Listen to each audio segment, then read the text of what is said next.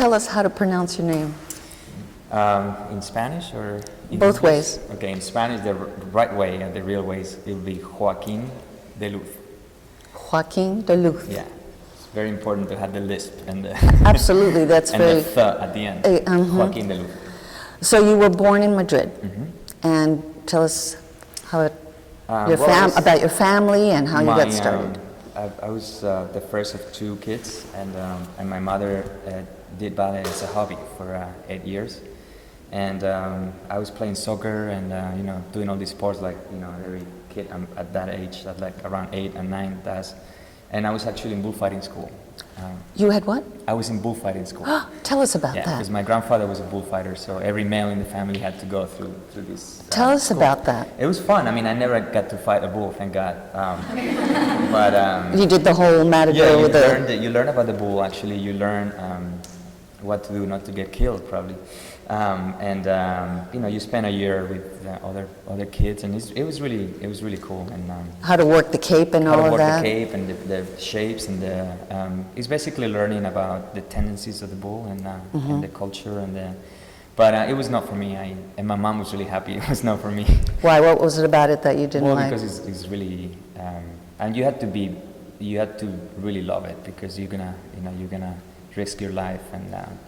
I have great respect for bullfighters, and I think it's a fascinating tradition and stuff. But it wasn't for me. It wasn't for me. And then my mom took my brother and I into ballet, and I didn't love it at first, but then it started to be fun with music, and and my friends would give me a hard time. You don't like soccer? How come you're into ballet? This and that, and now that I live in New York, they're all jealous. And your other brother, what became of him and dance? He never loved it. After a few weeks, he decided to quit. What did you love about it? Well, I was very ADD as a kid. I had so much energy, and sitting in school, I hated. Don't listen to this. I couldn't sit still, and I needed something that would channel all that energy, and I think dance did that. The music, something about the music, and I started to find it, put music and exercise together, very, very cool, and I started to like it. And at the time, I was still playing soccer in a team, and I actually didn't quit until I joined a company, a professional company. I was debating what to do. But no, I started to like it, and my mom, of course, pushed it because she was a frustrated ballerina herself, and she's the real dancer in the family. She's a fantastic dancer, flamenco, and everything she dances is great. So I'm kind of she's living my career through her, more or less. So she started with ballet and then went into flamenco? No, I mean, she always danced flamenco, but she, as a hobby, she did ballet many years. But in those days in Spain, you could never follow a dance career. Really. So how did you leave Spain and end up in New York? I was actually in a company in Spain, and I wasn't very happy there. And Spain has great schools, but really mediocre companies. So I was going to turn into a flamenco. The Flamenco National Ballet offered me a contract, and I had to learn how to play castanets, and I was really going to join. And then I came across this video of Baryshnikov doing Don Quixote with ABT, and that changed my life. That I wanted to come to America and be in the place that all the greats were and stuff. So then you came to. Yeah, I went to Budapest because I had no money and I needed to pay for my ticket, and my family is very not poor, but we didn't have money to pay for my trip and stuff. So I went to a dance competition in Hungary, and I won the gold medal. So with the money, I traveled to America. Oh, fantastic! Yeah. So how old were you by then? I was 18, first time I came here, and I just wanted to see. I had seen tapes of Baryshnikov, and I had seen tapes of Balanchine, and I was really curious about what was going on here. And Spain is very limited. I mean, it has great classical training, but it was kind of limited to what I could do and what I wanted. That's why I wanted to come here. And so once I was here, I went to take a few classes at Steps in New York with Willie Berman, and I got offered a contract in Pennsylvania Ballet. I had no idea where Pennsylvania was. To me it sounded like where Dracula lives in Transylvania. But it was. I'd said yes. They offered me a soloist contract in Pennsylvania Ballet, and I said, yeah, why not? Right. So I was there for a year. But you struggled with the language, you told me. Yes, Right. Well, you can kind of tell my accent and my ESL a little bit. But when I came here, I didn't speak a word, so it was very hard at the beginning They would teach me a choreography, and I didn't know what they were saying to me. So it was kind of hard leaving my country and my family, and then not speaking the language. But what came to you naturally as a dancer? Did you have an easy facility? I think I always been fascinated by music and the musicality, and then I think if you see flamenco dancers, that's what you notice first: the musicality and the rhythm. The rhythm and the, I don't know. The intensity. The intensity, yes. yeah, if you will. Yeah, I think that comes natural to me. Yeah, right. So then you ended up in Philadelphia, but so how long did that last? For a year. A year. Yeah, I auditioned for ABT, and I got hired. So after a year in Philadelphia, I joined ABT. How was that? It was great. I mean, finally was dancing at the Met and in New York. It was like a dream come true. Like, this little kid from a small Spanish town, was dancing at the Metropolitan Opera, and it was like a Billy Elliot kind of story, almost.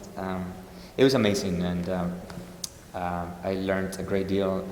Great male dancers were there at ABT at that time. Was Baryshnikov a director at the time, or had he left? No, he already left. But Julio Boca was still there, Jose Manuel Carreño is a great friend, and many others. It was just a blessing to be backstage when they were dancing, and they would stay and watch my rehearsal and help me a lot. And, that camaraderie. That camaraderie that I myself, needed tried to pass on, and I was passed on. My eyes were like plates, and I was sinking everything. I was like a sponge. Absorbing. Yes, and it was a great. So how long were you there at ABT? I was there for 6 years. 6 years. Yeah.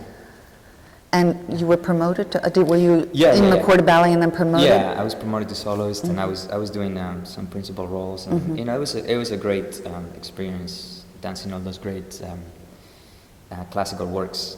But I always wanted to be in City Ballet, New York City Ballet, because of the variety of rep, and I was really intrigued by Balanchine's technique and musicality, and how he took the classical ballet and transform it into this neoclassical breakthrough works, and so I talked to Peter Martins, and I said I'm ready to make the jump across the plaza, from the Met to the across city the pool. across the pool, and it's not very usual that people do that because they're kind of different rival companies, if you will. I don't find it that way, but many people do. I think it's very, very stupid. So yeah, he was very curious about me. You're a ballet theater dancer, and why you want to come here? And I guess I convinced him. Well, I basically told him that I was always it was always a great challenge of mine, and my mom always said that the biggest risk you take in life is not taking one. Right. And he got taken by that sentence, I guess. Because he said, well, let's give it a try. You come here, you give it a try, and I give it a try to have you here, and so far it's worked out. Who was the director at ABT at the time? Was it Kevin already? Kevin McKenzie, yeah. So there was no bad feelings there when you left? No. I had a very nice meeting with him, and I was grateful for everything, and he understood that I wanted different things, and it was a great opportunity for me to go there. And he didn't love the fact that it was City Ballet. He was losing you too. To City Ballet, especially. But I think he's been in positions where he had to take decisions for himself, and the career is very short. Right. Dance's career is very short, so I was blessed to be in both companies. Exactly. And at the end, I think I enriched my dancing and me as a person. I asked you at the last gala during the interview, because there were other dancers dancing the Balanchine rep, and I asked you, if you remember, what it was like to see other dancers from other companies who don't have necessarily the Balanchine training or don't have that background. And what did you say? I remember. It was very interesting. It was very diplomatic. Well, I correct me if I'm wrong, but I think it's still the same answer. Okay, good. I think Balanchine himself doesn't belong, or he created this style, incorporating the Russian style, what he learned in Russian school and Imperial in Ballet. the New York kind of life. So he incorporated both. I think it's really, personalities, unique dancers can bring unique things to the rep, either if it's Balanchine or classical, and I think he would appreciate that. And as a matter of fact, he had dancers from everywhere. As long as you respect the steps and the aesthetic, but it's very important, and I think that's why I love seeing different people doing the same works, because it's different for everybody, and I appreciate that. Is that what I said? Well, yes, but just differently. But like, for instance, if you're not in City Ballet, you don't have that day-to-day continuity of somebody being on top of you. This is the original way. This is the original musically how. The part that I don't agree with is when people take liberties. Yes. And start changing the musicality and stuff of it. And I think it's because of the ballet masters. It's lost in translation a little bit. Yes. You know, it's like that game, the telephone. You say something, and when it comes back to you, it's completely different. I think there should be a line where you respect the work, and then you can put your perfume in it, or your personality. It's like I always love to see in the program book when they say original Petit Pas version. Oh yeah, there's no such thing. No, anyways, so then when you were in City Ballet, did everybody receive you warmly? Yeah. Or was it a little difficult in the beginning? I mean, there's always some people that at the beginning are a little hesitant to, what is he gonna do? He hasn't been in school, and you know, and all that. But I was very humble, and I took this opportunity like a blessing, and I was trying to learn from my peers, and I haven't stopped learning, and I've been there for 6.5 years. So. And you have a good relationship with Peter Martin, Great the relationship. director. He's great. He made fun about my some things that I did from my training, like the partnering. Like I was standing like this behind the girl, and very Russian style, and One foot out. Yeah, and he would make fun of me, but he came from somewhere else too, so we had that connection. He's from Europe. I don't know. I think he respects that I come from somewhere else, but I am humble about it. I'm not, I want to do things my way, and I've been always trying to adjust and be learn, flexible. Be flexible, and pick the good things about wherever I go, and I think he admires that. And so yeah, it's still a learning experience. There's so much to learn. Every time you do a work by Balanchine, it's like you're never satisfied. Just for the male dancers or students out there, can you talk to us a little bit about your thoughts about pirouettes and how they function? Pirouettes. Because technically you're very correct, and you're very stable. You can count on the fact that you're going to be very clean and very exact, and musical at the same time, but in the position. Yeah. Well, my teacher, I had the great luck to having a teacher that taught not by just picking on what you're doing wrong and mechanics, but he taught us the feeling. You had to have the feeling of turning and the feeling of jumping, and he was able to still demonstrate when we were kids. So as a kid, you watch and learn a lot from that, and he would tell us, for example,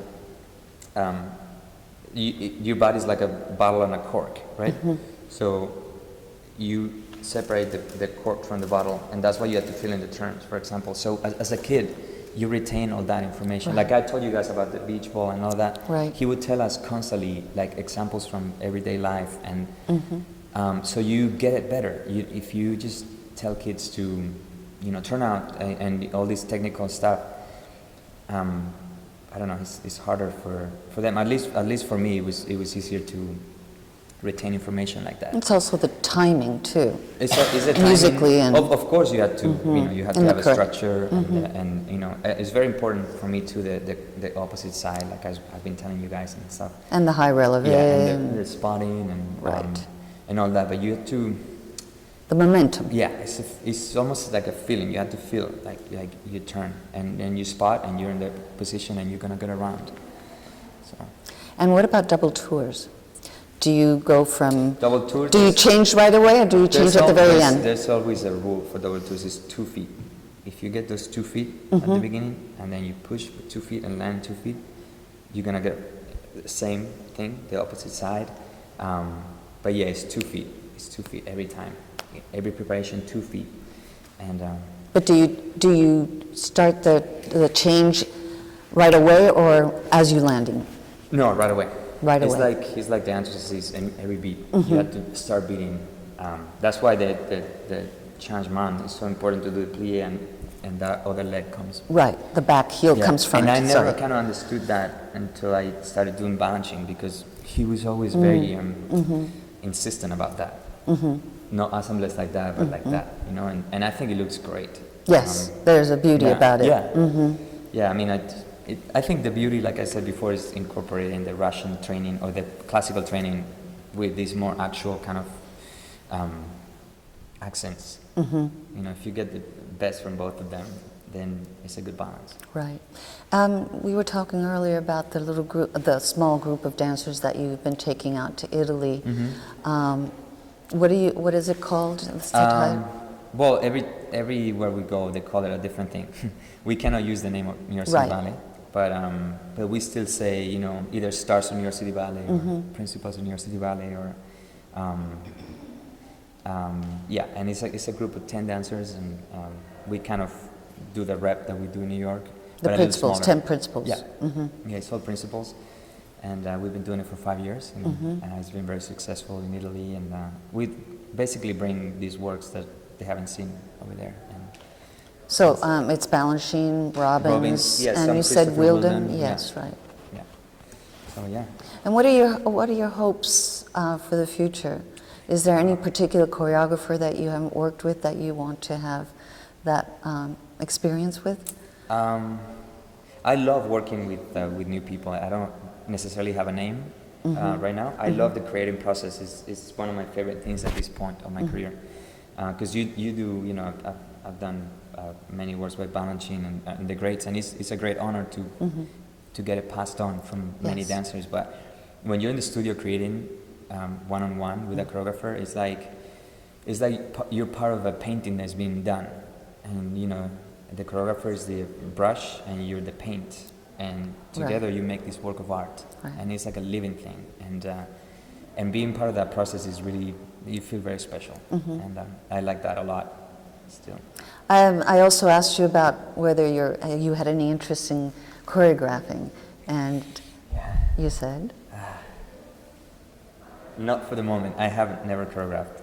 I have great respect for choreographers, and I think that I would fail the dancers if I tried. Oh, don't say that. I know, so I have this fear. Because you've got one important element that you're very passionate about, and that's musicality. And that's so important when you choreograph. Yeah, so, but then I'll never be, I feel like I would never be satisfied with what I've done. So I would drive the dancers crazy. I would go like, let's scratch everything we did yesterday. We're going to start from the beginning. And they would go, oh my God. But you never know, because if you pick the right dancers, Yeah. those dancers bring out an element that maybe you didn't expect was there in your choreography. Yeah, I guess I'll never know it until I try. Exactly. Yeah. And when you retire, do you want to live in New York? Do you want to? I don't necessarily love the idea of living in New York my whole life. I love New York, and I think it's a great city. I love being there right now, and dancing there is amazing, and the audience and the energy. But I like to live somewhere a little warmer and calmer. Calmer, like where life is appreciated, Yes, and there's a slower pace, Where and I you can have sit your in little my backyard. cafecito and I can have a little beer coffee.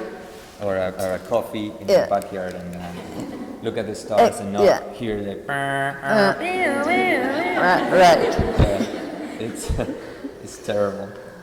No, but I'm leaning towards teaching. I like teaching and setting things. I like working with dancers and try to pass on what I can give to the new generations. And I think that's a beautiful thing. Do you like traveling? I like traveling. I better do because we don't stop traveling in this career. So yeah, I do. I like it. And you like going back home? I love going back home and seeing Miss my your family. family and I have my best friends there since we were kids. Oh, wow. And they could be they're complete opposite. One of them drives a truck and has 3 kids and a belly like this, and the other one runs another company, and he's a businessman. So, and we grew up together my whole life, and every time they see me in ties, they still laugh. They laugh at me. What is your advice to young dancers these days? Just to let that passion take you. There's no if one door closes, don't get discouraged. Just who was gonna tell me that I was gonna be here when I was your age? No, I would never thought that I would be here. So just if you are really passionate about it, just go for it. Does anybody have Impossible questions? is nothing, like the Adidas slogan. Right. I totally agree. Yes. When did you first realize that you wanted to become a professional ballet dancer? I was probably in the soccer field playing soccer, and I got a call from my mom, and she told me that the director of the company wanted to talk to me, and he offered me a contract, and I was like, you know what, I think I want to do this. Okay. So I was around 15. I was really young, but back then in Spain there was no male dancers really. Now we're lucky, it was so many everywhere, but it was around 15 when I decided. We were just saying in the car that Spain is producing some wonderful male dancers. Where do they come from? What's the school? I have there's a few schools now. When I was growing up, there was only my school, which is Victor Villate, and the national school.